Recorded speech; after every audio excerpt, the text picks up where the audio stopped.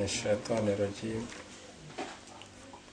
بسم الله الرحمن الرحيم. الحمد لله رب العالمين الرحمن الرحيم مالك يوم الدين إياك نعبد وإياك نستعين اهدنا الصراط المستقيم صراط الذين أنعمت عليهم غير المغضوب عليهم ولا الضالين آمين.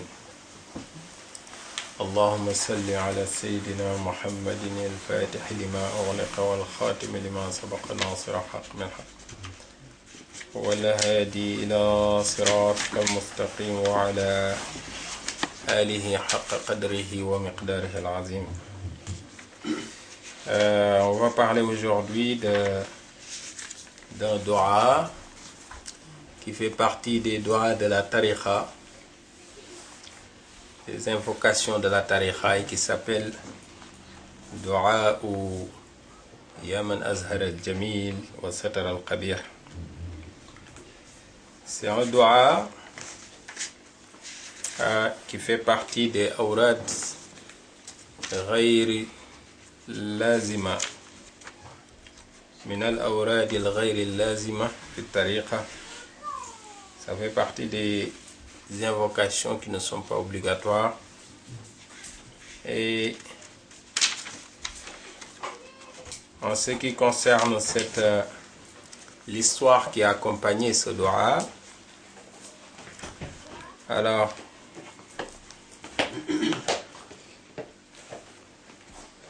وما فضل هذا الدعاء فقد قال الراوي في الجواهر. Alors le rapporteur il a dit, et on retrouve cette parole dans Jawahir al-Ma'ani: جاء به جبريل عليه السلام إلى النبي صلى الله عليه وسلم. Jibril est venu avec ce dua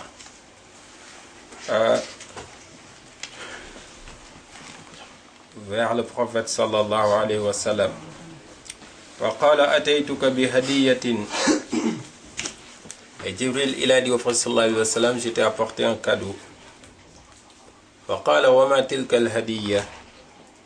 Le prophète sallallahu alayhi wa sallam lui dit: c'est quoi ce cadeau? فذكر هذا الدعاء. Alors Jibril il a récité Yaman Azhar al-Jamil. فقال صلى الله عليه وسلم ما ثواب هذا الدعاء. Et le prophète sallallahu alayhi wa sallam il dit: mais c'est quoi la récompense de Yaman Azhar al-Jamil? قال له جبريل. Jibril alayhi salam lui dit: لو اجتمعت ملائكة السماوات السبع. Si les anges qui se trouvent dans les 7 cieux s'étaient réunis, على أن يصفوا ما وصفوا إلى يوم القيامة، وكل واحد يصف ما لا يصفه الآخر فلا يقدرون عليه.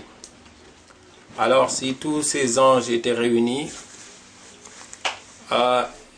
et que chaque ange compte ou comptabilise ce que un autre ange ne compte pas, c'est-à-dire chacun se met dans son côté en train de compter, alors ils n'arriveront pas à compter tout ce qu'il y a comme hasanat dans ce dua. Alors que, comme vous le savez, les anges qui se trouvent au niveau du premier ciel sont supérieurs à la totalité d'êtres vivants parmi les humains et les djinns qui se trouvent sur terre. Les anges qui se trouvent au deuxième ciel sont supérieurs à la totalité des anges qui se trouvent au premier ciel, ainsi de suite jusqu'au 7e ciel. Donc c'est pour dire tout simplement que si tu récites Yaman Azhar al-Jamil une fois, tous les pays, toutes les populations de tous les pays réunis Donc plus de 5 milliards de personnes, ils n'arriveront pas à compter ce qu'il y a dans Yaman Azhar al-Jamil. Puisque les anges du premier ciel, deuxième, troisième, quatrième, cinquième, sixième, septième, tous réunis n'arriveront pas à le compter. C'est sûr que, pour te donner une idée, pour que tu puisses comprendre, je te donne la population qui se trouve sur Terre. Et là, je te dis que parmi les humains, les djinns sont 10 fois plus nombreux que les humains. Donc, tout ce monde-là, s'ils se mettent à compter ce qu'il y a dans Yaman Azhar al-Jamil, ils n'arriveront pas. Ça, c'est pour que tu puisses comprendre.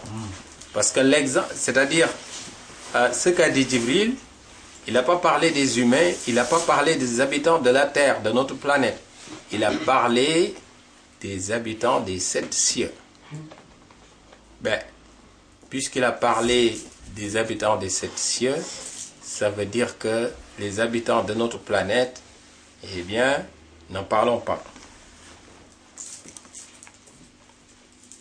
Donc c'est sûr que si tu récites une fois Yaman Azhar al-Jamil, c'est sûr, pour te donner une idée, c'est sûr que tu as plus de 5 milliards de hasanat. C'est sûr.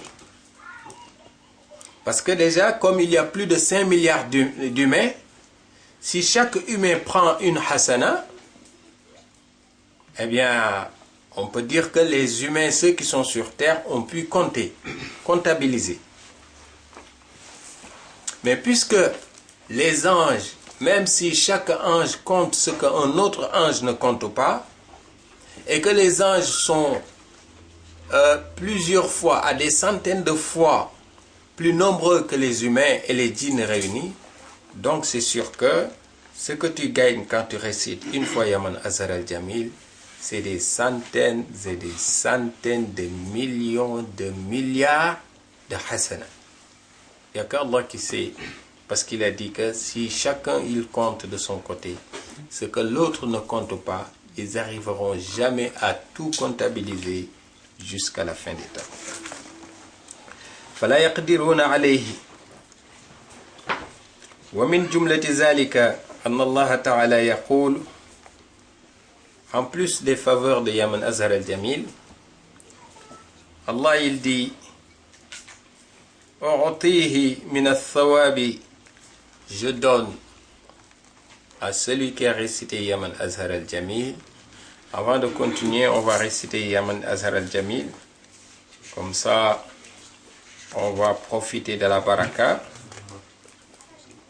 بسم الله الرحمن الرحيم. يا من أزهر الجميل وستر القبيح ولم يؤاخذ بالجريرة ولم يهتك الستر ويا عزيم العفو ويا حسن التجاوز ويا واسع المغفرة ويا باسط اليدين برحمة ويا سامع كل نجوى ويا منتهى كل شكوى ويا كريم الصفح ويا عزيم المن ويا مقيل العثرات ويا مبتدئا بالنعم قبل استحقاقها يا ربي ويا سيدي ويا مولاي ويا غاية رغبتي أسألك ألا تشوه خلقتي ببلاء الدنيا ولا بعذاب النار. Alors, Amin. Voilà. Yaman Azhar al-Jamil, tu le récites une fois. Ce que tu as comme hasanat, ça ne se compte pas par dizaines, ça ne se compte pas par centaines, ça ne se compte pas par milliers, ça se compte par des centaines de milliards de fois. Qu'Allah nous l'accepte, Inch'Allah. Allah dit, je lui donne en termes de récompense,